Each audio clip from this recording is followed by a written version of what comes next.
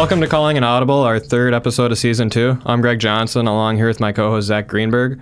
And today we are going to highlight the NBA trade deadline, which occurred yesterday. The WNBA, as there's been some news about Maya Moore.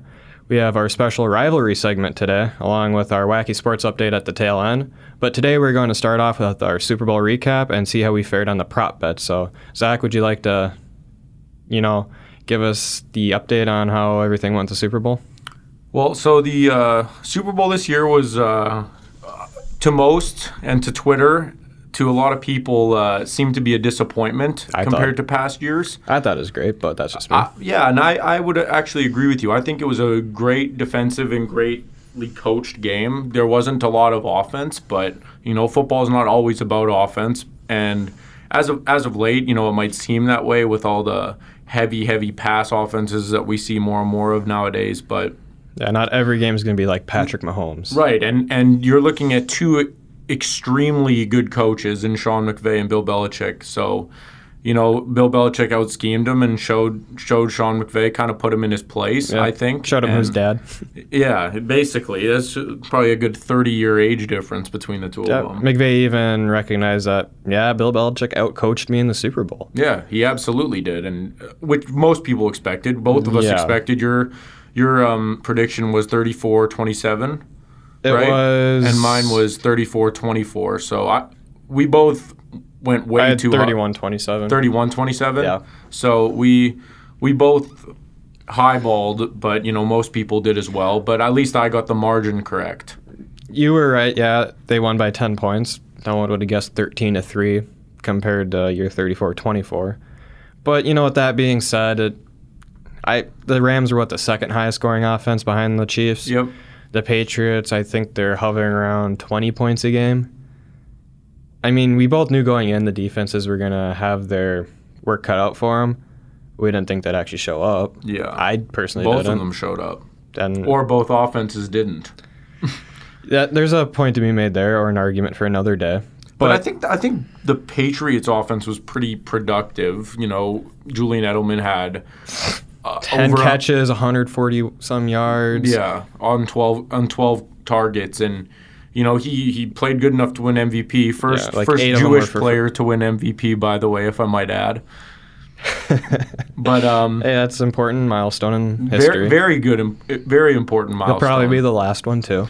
Or unless he wins it again. He could win it again. He very, very well might win it again. All Brady, Belichick are back next year, and so is he. So... as long as they're in the mix, they're going to be a top seed to win the Super Bowl. Yeah, exactly. But I do want to point out that my touchdown prediction was correct, even though it was in the third quarter and not the first quarter. It was a Zony Michel run up the middle into the end zone. Right, and I had picked Gronk to score the first touchdown of the game, and he was stopped at the 1 yard line so Sony Michel could score. So, good for you for winning that one. But we both... definitely got the MVP wrong. We both got MVP wrong. We both got Gatorade color wrong. It was blue. Yep. And I believe I said it was yellow, and you said orange. And I said it was orange. And I was very, very disappointed with the halftime performance. They did not play Sweet Victory by SpongeBob. They teased everybody in the whole world with that halftime show with the little SpongeBob cameo. They did. Everybody was expecting that episode to be played, or at least that halftime show to be played in full. I thought it would be. But they showed nothing. I wasn't exactly expecting Maroon 5 or anyone to sing it. Ugh. But when they started the intro, I was like... they should have just played that clip. I would have been fine with that. Everybody in the world would have loved it. And it would have been a perfect tribute to the late Stephen Hillenburg. But... they went a different route and just had Squidward introduce... Travis Scott. Yeah, and Sicko Mode. Who eventually ended up falling off the stage during a Maroon 5 bit. Did you see that? I saw him crowd dive. I didn't see him fall off the stage. Yeah, he crowd dived, and then he also fell off the stage while Maroon 5 was out there. So that completely fell off the stage. So that explains why his part was cut, a song short. Exactly. But that's actually kind of funny that happened. Because I was trying to figure out, Travis Scott had one song, that was it. Yeah. You'd think you would have more, but, the thing with the halftime show is just... it's such a short period of time. Well, it was, 15 minutes this year? Yeah, and you have... three acts, so the main people, Maroon 5, are for sure going to get the most songs. Well, yeah, because if they're the highlight or headliner, but... yeah. I was just thinking back, to past Super Bowls, and I swear that the special guest to the main singer or the main group, they sang more than just a couple songs. I mean, Big Boy had his one song. Well, usually I don't think that they have 3 people, and I doubt Travis Scott or Big Boy would have been there if Cardi B would have had agreed to go. But the entire Colin Kaepernick thing. But yeah, stupid, but whatever. It is what it is. So it brings up the question, after this game, that puts Julian Edelman second all-time in playoff receiving yards at 1,412.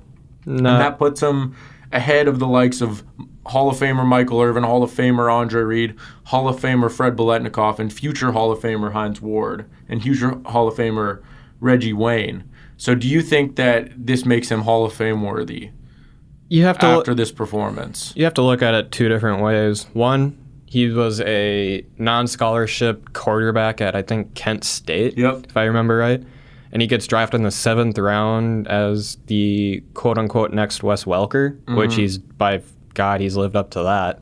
And then some. Past that. Yeah, Wes Welker is really good, but Julian Edelman's like a whole different breed. Yeah. I mean, having Tom Brady as a quarterback, you're going to go to the playoffs, and you're going to have huge games. It's not hard to accomplish that milestone.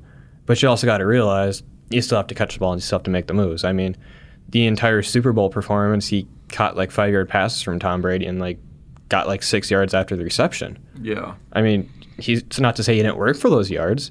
I mean, yeah, he's a shoo-in for the Hall of Fame just because he's just unbelievable in playoffs. He shows up. The man comes and does work. The only question is like how baseball has their thing against PEDs. Will Edelman be blackmarked for that, being he missed the first 4 games? I doubt it. I hope not. You know, his regular season numbers have been average at best, but his playoff numbers have been pretty crazy. And with 3 Super Bowl titles, I feel like Super Bowl the more titles, championships you win, the faster you're in the Hall of Fame. Right. And you're going to hate me for saying this, and so are you, James, but I personally think that Julian Edelman is far better than Adam Thielen. And I know you guys will both hate to hear that, but that is my bold take on, because they're both pretty comparable possession receivers. Yeah. Not big scoring threats, but, they're yardage guys. Thielen has had, quite an incredible past 2 seasons. You got to think about it, though. Edelman's been in the league for like 6 years now? No, longer. Longer? Like 10. 10 years? Yeah. And Thielen didn't get on the Thielen's got a lot of potential. He absolutely does. And Thielen's been relevant for like 2 years. Yeah, I'd say 3 years where he's been putting up something. Because he was not drafted. He signed on the practice squad, spent a year in the practice squad, came to the Vikings on special teams only. He did some returning, and then he started seeing some. Then he saw it not 3 years. 3 years ago, he had like 20 decent catches numbers. and 300, 400 yards. Right. Then, last year, which was his contract year, he put up crazy. Yeah, he just went psycho and just and decided went crazy to play again really this well. year, but I mean, not crazy enough to take him to a championship. Give him 5 years and see what happens, then we can come back maybe when we have different jobs and aren't amateur podcast guys. When the curse is over? I'll be honest, it's hard to say it, but I don't see the Vikings winning a Super Bowl in the next 5 years. You said 50? 5. Oh, next 5 sorry, years. Next 50 or no? I misheard you. I give them more credit to that. What they should do is draft a quarterback. Well, it's not like it's been 53 years since they've won anything. And it's not like Tom Brady has more Super Bowl rings than Vikings do Super Bowl appearances. I mean, that's also... That is so true. But that's going to happen when Tom Brady goes to 9 Super Bowls and wins 6 of them. I think Belichick has 8 rings. Well, speaking of Belichick, what do you think is going to be the future of Gronk, Brady, and Belichick? Brady has already said that he's going to be returning next season, and he'll stay true to that. But Gronk, he's basically done his prime. He played very well in the Super Bowl and in the AFC Championship, but you could see that he's pretty battered and bruised, and he's even said himself that he doesn't know how worth it is for him anymore. He's accomplished what any NFLer wants to accomplish, and he's done it 3 times. I'm assuming 3 Super Bowls. That's the ultimate goal for anyone that plays in any sport is to win it all. And he's 9th all-time in playoff receiving yards. He's a shoo-in for the Hall of Fame, too. Absolutely. He's one of the best tight ends ever. He's revolutionized the tight end. Mm-hmm. I mean, everyone just they used to be like the jumbo package where you bring in two of them and they just have extra blockers, and no one ever thought of them as huge, gigantic pass catchers. Yeah. And then to do what he did where no one can tackle him unless they go low. I mean, the thing he's done for the sport is just unreal.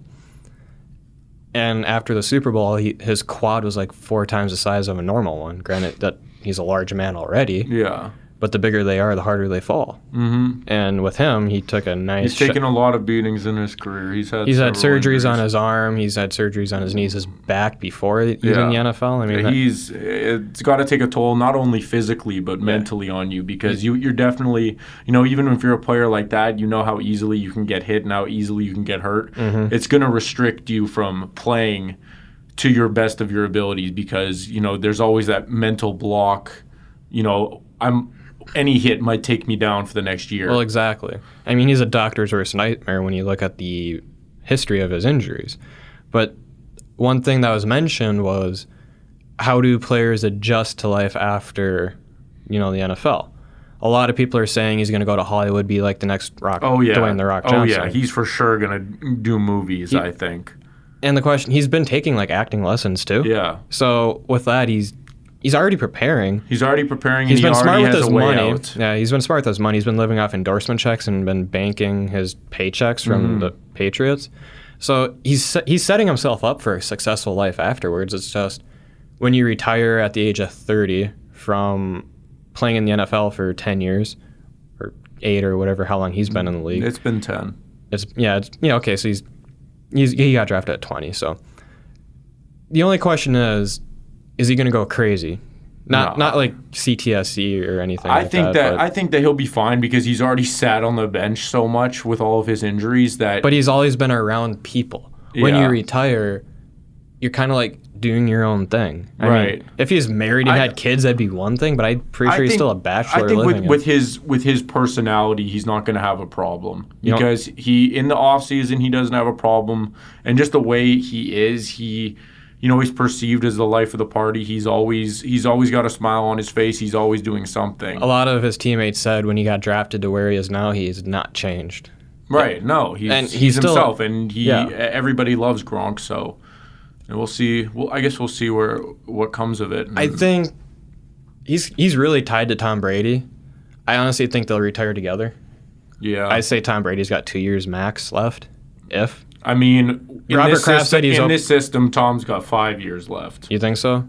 He doesn't get hit. They protect him so well, and he just has to throw the ball 8 yards. And his receivers get 20 yards. Right, and they get all the yards after catch. It's like a match made in heaven. Tom Brady can play in this league for another 5 years as long as the Patriots can protect him. He's going to be like the Jerome, or not the Jerome. But one big hit could end his career. Yager of NHL. But as long as they keep him healthy and keep him safe, there's no reason why Tom Brady should stop playing football, and I think he realizes that himself because he's just going to keep collecting checks. That really makes it hard for Belichick to start preparing for the future because after the entire Tom Brady could have Jimmy Garoppolo 10 Super Bowls when he's done. That would he'd probably be the best ever live if he did that. People already say he is, but we're going to move on to some NBA trade deadline news, and to start, we'll talk about Anthony Davis and how he didn't get dealt by the Pelicans, even after all of this speculation over the past couple of weeks after he requested a trade. There was an article published, and by some credible NBA analysis people, such as like Adrian Wojnarowski and Michael Rappaport. But the interesting tidbit of that was the Pelicans had no interest whatsoever in trading him to the Lakers specifically because they just wanted to screw over the Lakers teammates, Lonzo, Kuzma, Ingram. And their chemistry. And their chemistry, which worked. Absolutely Because worked. after that trade rumor of the Lakers are going to trade the farm for Anthony Davis, they lost by 42 to the Pacers without, Victor Oladipo. And LeBron was playing. And LeBron was playing. That was his worst loss of his career. Yeah. So that literally was their ultimate goal, was just, okay, so if you want Anthony Davis that bad, here's what they offered to have him trade us, and we're just going to tell everyone. And now everyone's going to start hating each other and not trusting their superiors. Right, and it's smart. Like, the Pelicans are sitting 13th in the Western Conference right now. They're not too far out. No, they're only 6 games back of the 8th seed, who's held by Los Angeles. And they're 2 games under 500? Yeah, it's very close. There's other teams like the Kings in there, but it's all within I think the Timberwolves are like 4 games back. Right, and There's it's all within less than 10 games with over half a season left. There's lots of time for the Pelicans to, if Anthony Davis plays this season. We don't know if he's going to. I heard that he might. Well, the thing is, he's fully healthy now. Is he? Now, and as of the trade deadline, they were just sitting him before they were going to potentially trade him. Yeah. But now he's fully healthy, and he hasn't been traded, so he might go out and play basketball again, or he might be make like Kawhi Leonard and just sit on the bench. I mean, if you don't like your team that much, you might as well. I mean, you're not going to hurt your draft stock, or not your draft stock, your trade stock, because AD's a franchise player. Right, he absolutely is. I mean, he's a generational center talent, don't get me wrong. It's just, can he stay healthy, which is a big question for every team. And this summer it'll be interesting to see whether if his. I think it'll be a draft day move. Right. Well, it could be around that time, but free agency doesn't start until July, I want to say. July 1st, yeah. Yeah. Same as hockey. Yeah, it's right around the same time. So it's interesting to see. It'll be interesting to see whether he, goes to one of the LA teams, if he goes to New York, who just cleared out all of their cap space. The Clippers cleared out all of their cap space. That is a market he said he was interested in, but the Knicks don't have anyone to trade for him. No, they don't, other than Dennis Smith Jr. Dennis Smith Jr., They're literally DeAndre Jordan, who's already been in LA. But he's a free agent to be, I think, if I remember right. That's highly possible, but they also have picks they can get rid of too. Yeah. But none of those are quite as enticing as. Yeah. The Knicks literally aren't gonna fix themselves in the draft. They're shooting for free agency. They want KD and AD. Right. Which I don't fault them for that. It's just the question is, are they actually going to get them? For me, a lot of people call me crazy for saying this, and I've talked to a couple other guys about this, but I think that the team that has the best chance of getting him is the Los Angeles Clippers, not the Lakers. And I think this because in the past couple of days, they traded their best player in Tobias Harris to Philadelphia. Yep. And in that trade, they got a first-round pick from Miami, unprotected, and another first-round pick on top of that, as well as a few, might as well say it, throw-in players. Throw-in irrelevant players, and they're just to fill up their roster. So with that move, the Clippers they don't have much to offer, but other than picks. So this summer, they've cleared enough cap space to sign 2 superstar max contracts, and that could be in terms of Kevin Durant, Kawhi Leonard, Kemba Walker, Kyrie Irving. They're all free agents coming this summer. So they can get 2 of them, and they have enough space to pick up Davis's contract as well. So if they can find a way to trade for him with, offering these low-level players and maybe 4 or 5 first-round picks, they can get Anthony Davis and 2 superstars, and I think that would be enough for Anthony Davis to want to sign there long-term. Well, one of the markets he was interested in also was the Clippers, so it's not out of the question. Right. The dude wants to be in LA. It's not. The only problem is the Clippers don't have a lot to offer for him other than picks. All I can say is the NBA teams should not do the route the Lakers did for Paul George and wait, because we saw how that worked. Right. And on top of that, the Clippers are projected to have a top 3 pick in the draft this year. If after losing all of these guys, their projected record has plummeted. They took the 76ers trust the process route. Right. Get top 5 picks 3 years So they in a could row. definitely get R.J. Barrett or Zion Williamson, have 2 superstars, and get Anthony Davis. Potentially. I think it would be very difficult for them to do it, but they can't keep that pick if they want Anthony Davis. That's just real. Yeah, that is true. They probably won't be able to keep that pick. If they have a top 3 pick, there's going to be no questions asked. But, even if they don't go and get Anthony Davis, they have enough room for Kawhi Leonard, KD, and Zion Williamson. KD ain't going to the Clippers. Probably not. I think he's going to go to New York. Kawhi might. But I don't know. I don't know if KD would go to. I think he'll stay with the Golden State Warriors. Yeah, he's not going to leave. I think he might leave. Why would he leave? Because so he can do it on his own, which didn't work with Russ. No, but he could go somewhere else like New York, and who also has enough cap space to get another cap. They're in a similar situation as the Clippers, where they have enough space to get 2 max contracts and are projected to have a top 3 pick. So that would entice, as well as the New York market, would be enough to entice me to play there personally. So I'd love to see you But I'm not play. Anthony Davis or Kevin Durant. I've seen you shoot around in the gym, man. That's something to watch, and I'm not saying that pleasantly. Yeah, not very good at basketball. I prefer curling. But to move on to another trade in the that happened at the trade deadline, the Raptors made a big move after following the 76ers move, and they acquired Marc Gasol from the Grizzlies in exchange for pretty much nothing. Yeah, not much. Jonas Valanciunas and a second-round pick, who's just coming back from injury, and DeLon Wright, C.J. Miles, some like I said, a second rounder. Yeah, that's a steal. They also traded Greg Monroe too to clear cap space for Marc Gasol. Which and the Raptors are relevant again. How about that? They've been relevant. They might actually do something in the playoffs. No, now I think that. How do you feel about that? They put that's my favorite team, or one of them at least. So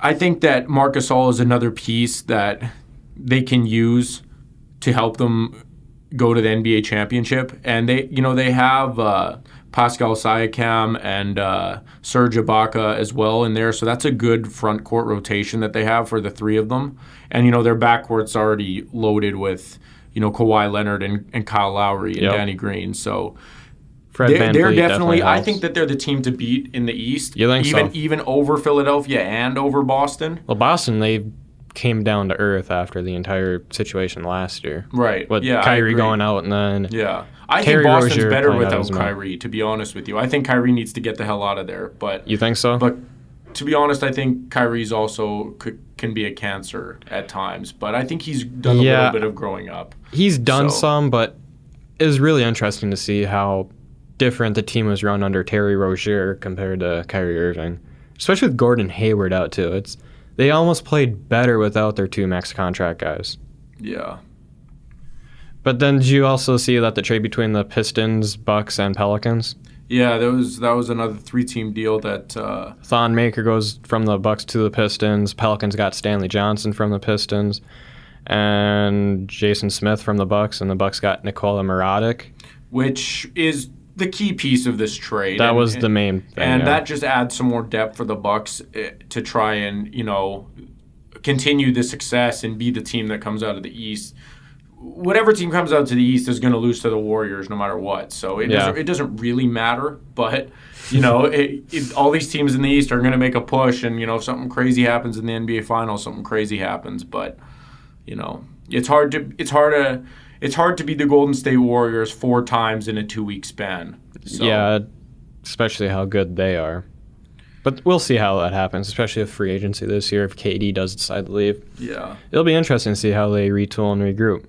So, moving on, there's some other national headline news that we're going to quickly cover here is LeVar Ball stating that the LeBron James-led Lakers will not win a championship if Lonzo Ball gets traded. In order for them to win a championship, he has to be on that team. Yeah, LeVar Ball, again, he hasn't been in the news in a while. Which is he's good just got to publicity. say something to be relevant again. To be relevant for a little bit. And LeBron James doesn't care what he has to say. His own son really doesn't care what he has to say, and neither does Luke Walton or the rest of the Lakers. So LeVar Ball is a very successful businessman and started that amateur league But that's a total flop, though. But pretty much when it comes to saying stuff about his kid, and he's pretty irrelevant. Lonzo's a grown man, and he can make his own decisions and speak for himself. So pretty much, he doesn't need daddy to hold his hand through life anymore. Exactly. That's what he got agents for, but I'm pretty sure daddy's also his agent. Probably. But that being said, so we're going to touch on the WNBA here for a little bit, and Maya Moore has recently come out on an article on the Players Tribune where she directly stated that she will not be playing professional basketball this year. And she wanted to, and I quote, "My focus in 2019 will not be on professional basketball, but will instead be on the people in my family, as well as on investing my time in some ministry dreams that have been stirring in my heart for many years." What do you feel about that? If that's what she wants to do, she's not getting paid much in the WNBA, so what's taking a year off of basketball to go, pursue something that you want to do? So I don't fault her for it. If you're in the NBA and relying on that as your income, then. But she's not. Well, most WNBA players also play in the Chinese league during the off season. But regardless, they're not making. No, they're not making anywhere near what NBA players they make like making. what, $50,000 a year if. Right. Yeah, that's probably one of the bigger contracts. Yeah, that's probably a top-notch contract. Which, it's sad to say that, but yeah, it's just there's not. They're professionals. They should be paid, but they should be paid. But there's not. There's not the revenue for it. There's no revenue, and there's not a high demand for women's basketball, and that's just the sad reality of the. Not saying they don't put in the work, but they're equally as talented. It's just there's not a market for it, like you said. So I'm all supportive of it, but it's just at the end of the day, God doesn't sign your paychecks. I mean, absolutely. I'm fully in support of people following their faith by any means.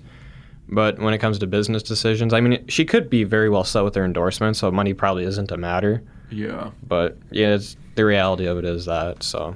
Well, good for Moore, and we wish her the best. But moving on to our rivalry segment, we haven't touched on the rivalry segment since our first episode of this season.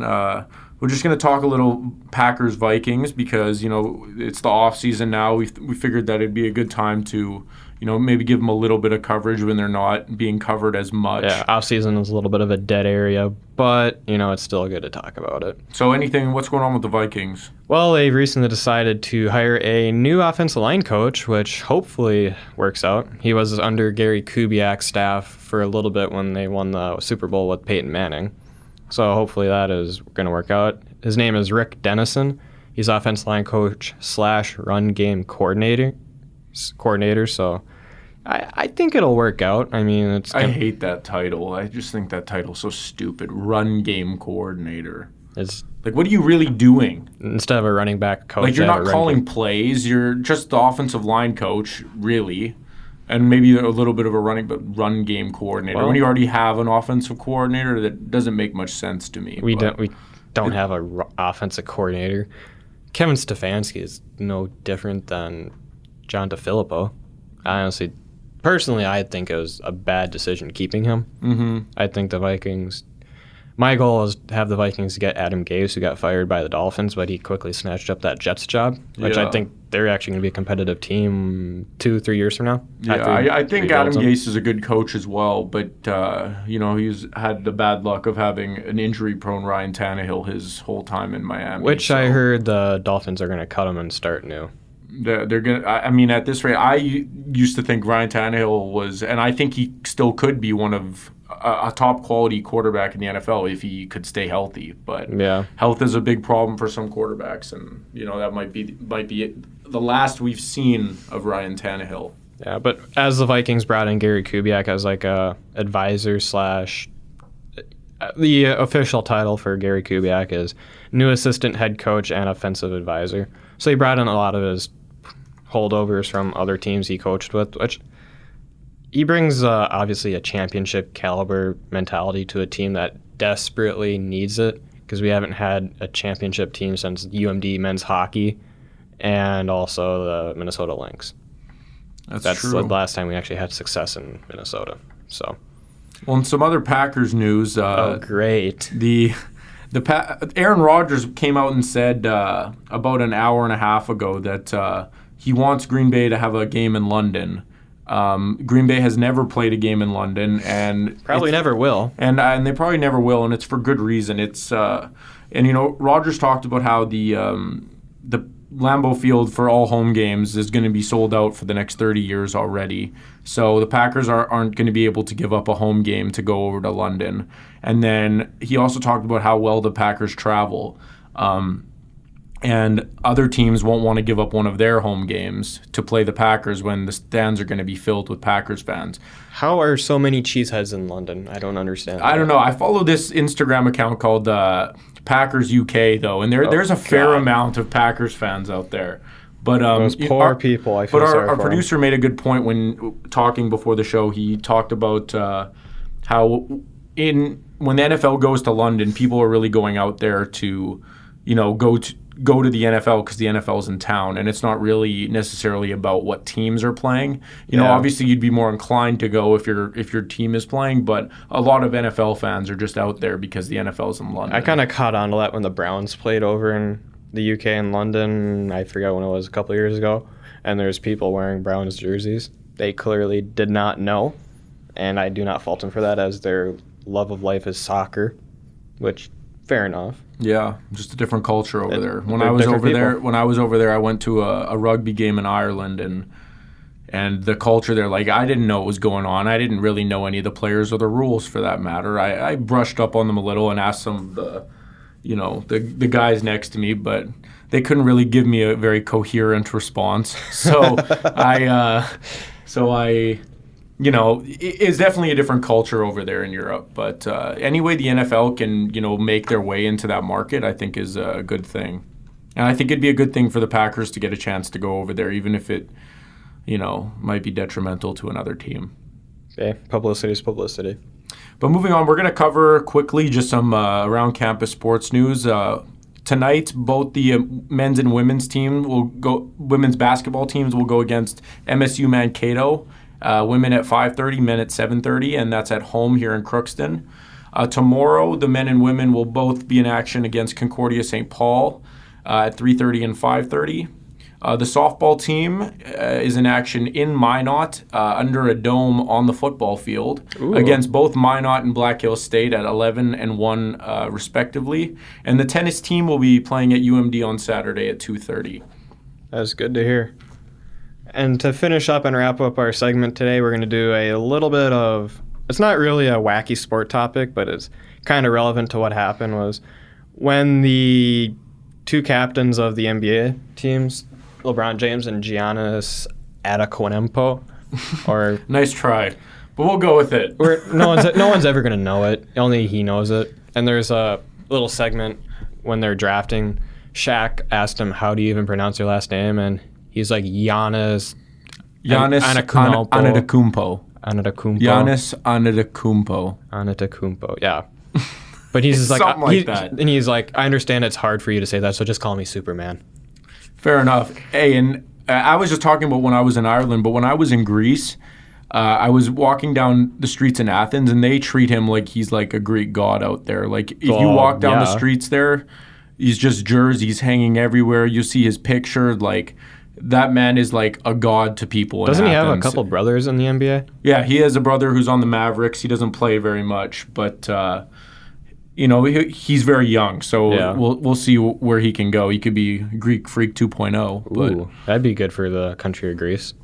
But yeah, then basically the point of the article is that when LeBron drafted AD, he drafted AD and KD and Kyrie Irving. Yep, and then he traded Russ for Ben Simmons. Yeah, which that's probably actually a pretty good trade. But he joked with LeBron that that's tampering for drafting AD. Yeah. And LeBron's like, no, tampering doesn't apply to the All-Star game. Yeah. But in reference to the entire well, LeBron says what goes, so. Yeah, because LeBron runs the NBA. He absolutely does. Good luck getting to the finals this year, buddy. Yeah, you actually have to go through Golden State before you get to the finals. It'll be tough. But thanks for joining us here on our third episode of the season. Just a reminder, you can now find us on iTunes, YouTube under Calling an Audible, and on our Twitter account at CallAudiblePod. On behalf of Greg and myself, au revoir, shalom, and have a great weekend.